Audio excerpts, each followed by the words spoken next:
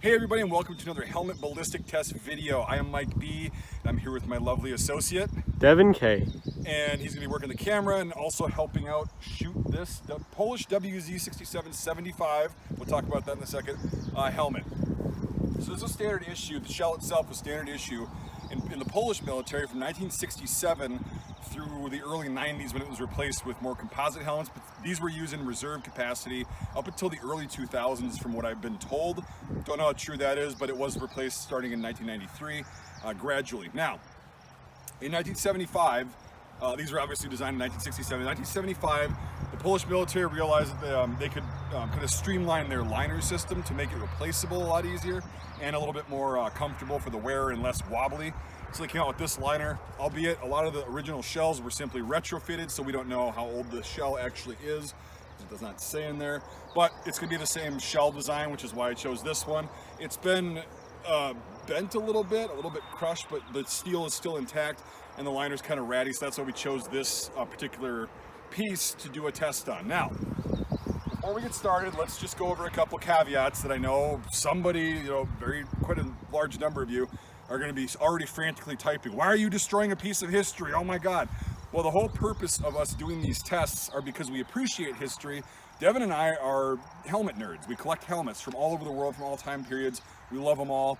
And we always, since we were kids, had this kind of question of like, well, what kind of rounds can they stop? Because we obviously know, which is my second caveat, that these were not designed to take direct hits. We thought that as kids, and then you get older and you're like, okay, well, it was designed for things on the field that are getting, tossed up by artillery and stuff, rocks, dirt clods, wood chunks, and it's made for kind of that kind of protection. Falling down, bumping your head. You hit your head a lot when you're in a combat situation, not just, rounds. However, it's the question in the back of everybody's head that, well, what can they stop as far as a direct hit? Because even though they're not supposed to, there's scenarios where it probably did and saved somebody's life, especially with modern helmets. So that's why we do this, and sacrificing one piece that's actually not in really good shape for the sake of answering this question so that other people that might, have been enticed to do this at some point don't need to. That's the way we think about it. If you're still pissed off about that and you don't agree with that, that's your problem. I've explained that. So let's get to the fun part.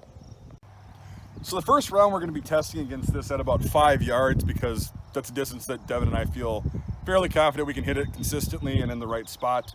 And that's actually not an unrealistic close combat scenario where you would be using a handgun, is about 5 yards, whether it be in the woods or in an urban environment. So that's why we're standing this close. That's just another caveat, but hey, somebody's going to comment on it anyway.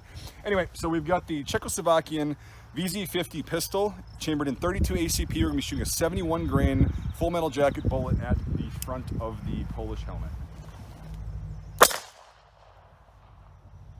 Good flinch. But you're a pro.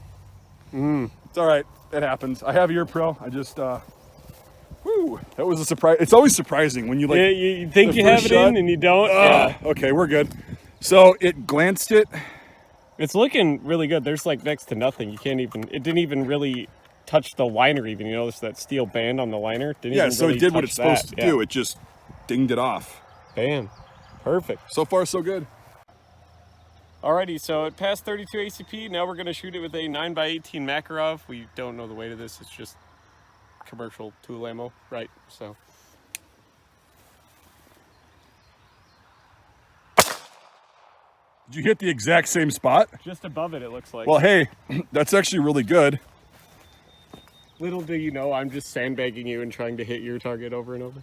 No, it's fine by me, but yeah. But okay, so now the liner is just a little bit of a bubble to it, but still basically so it's been hit nothing. Twice in the same spot, and those are good hits from the way it's designed. That would be a frontal hit that is This is a very angled design, and it's designed to be like that. So. Yep. So all right, we'll move on. So now we're going to be using 9x19 millimeter 124 grain full metal jacket out of the Beretta M92 FS. Why do we keep hitting that same spot? Well, it's credit to the helmet's design because holy shit, is this thing holding up? So I'm not happy with that. Let me get a more centered hit. Centered on hit. All right.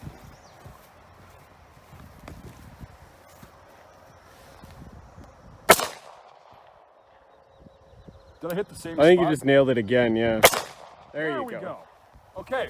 So that proves my point. This is what I wanted to prove to you guys. They're gonna be like, oh, those aren't square hits. That was a square hit and it splashed it off the top. It did the same exact thing as it did over here. Except that's a multi-hit area. We've got 3 confirmed hits right there. 32 ACP, 9x18 and 9x19. It's barely bent the liner. Like the person wouldn't even feel it because that's not the part that would be touching this your guy's head. definitely still in the fight even. Probably I'd say, down, so. but not dead or even Yeah. hurt at this point. That's actually a pretty decent hit for 9mm. Now we'll go to the usual kind of where things start to change. The big boys. Yep. Alrighty, so it's passed everything so far, so now we're going to shoot it with a 230 grain FMJ 45 ACP out of a 1911.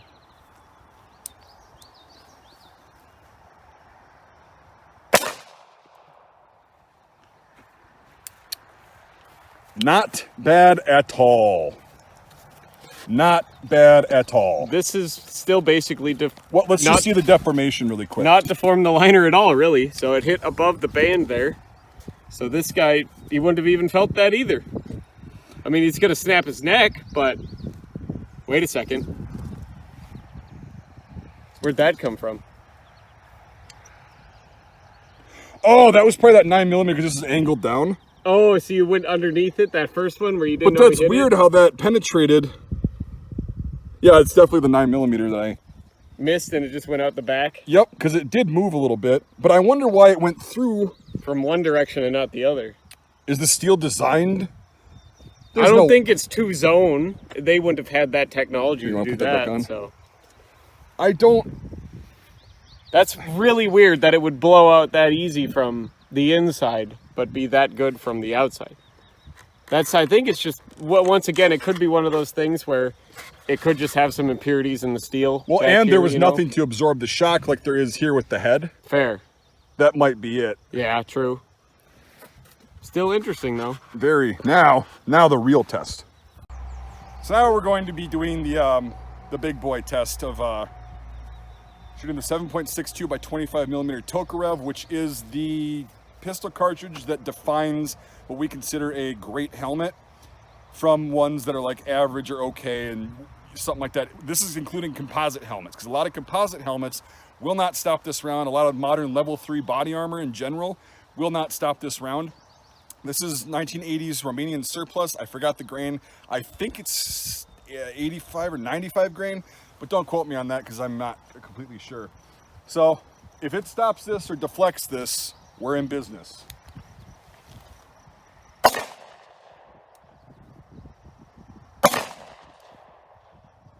Where am I hitting? Low, I think. You can see like right on the ear. There you go. No dice. Yep, came through.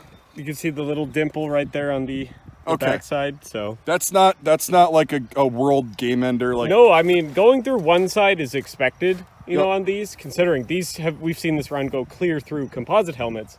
So the fact that it even only went through one side of this steel helmet is still It's speaking okay. to its it's not the end of the world. So, all right, now we're gonna hit it with something just a little bit bigger. Alrighty, so didn't pass the Tokarev, so now we're going to use polar opposite side of the spectrum, a very high energy transfer round rather than a very kind of small penetrating round. We're going to be shooting this with a 142 grain semi wad cutter FMJ 357 out of a Ruger GP 100.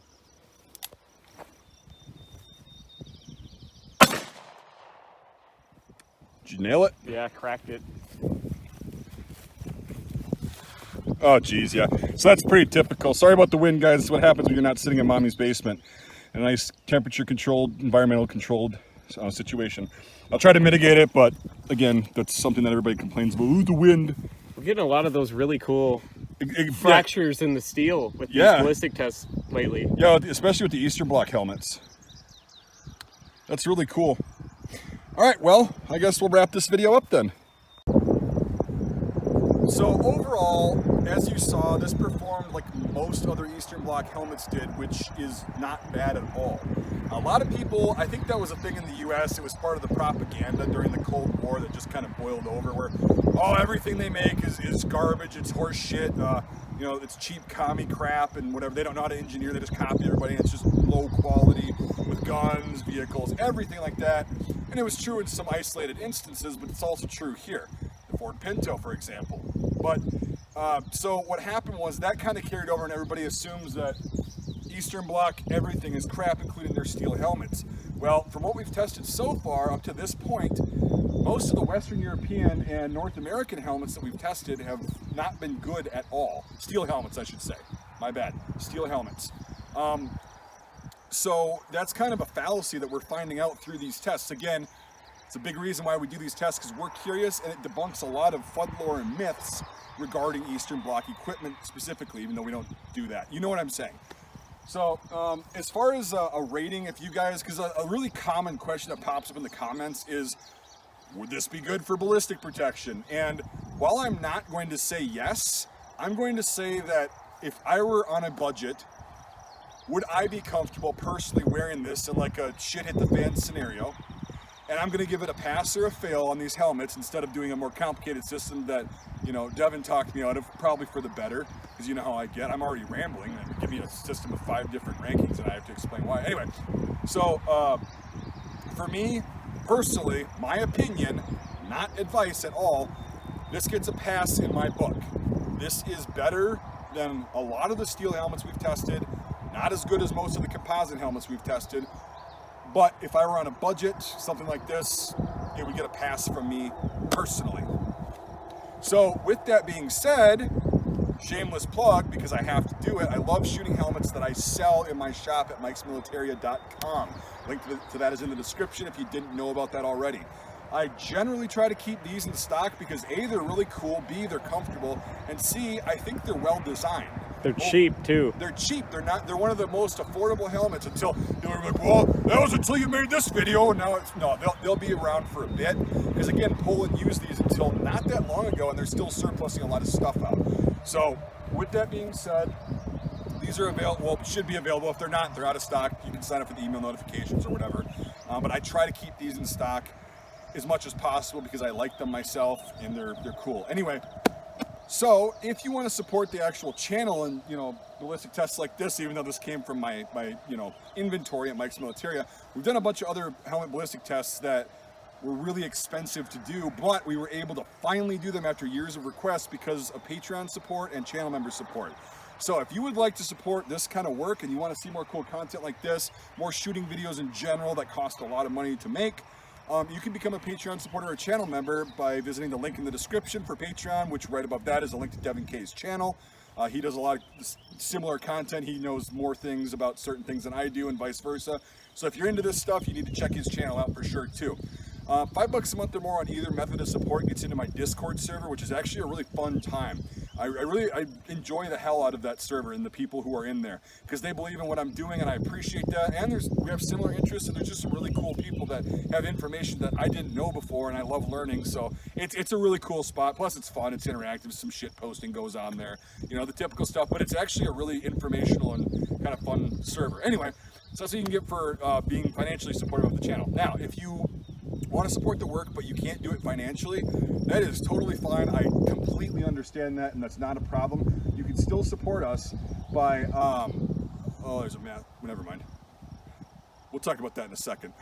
You can just like this video, subscribe to both of our channels, and the best way to do that is actually share this video out. If you know people who, you know, think this would be interesting, let them know that we're out there making this content, the question has been answered, etc., etc. That's a great way to support our work. And if you can't, or you don't want to support our work and you're just kind of like, meh, well, you already have by watching the video, so I appreciate that. Thank you so much for watching, everybody, and we'll see you on the next helmet ballistic test video.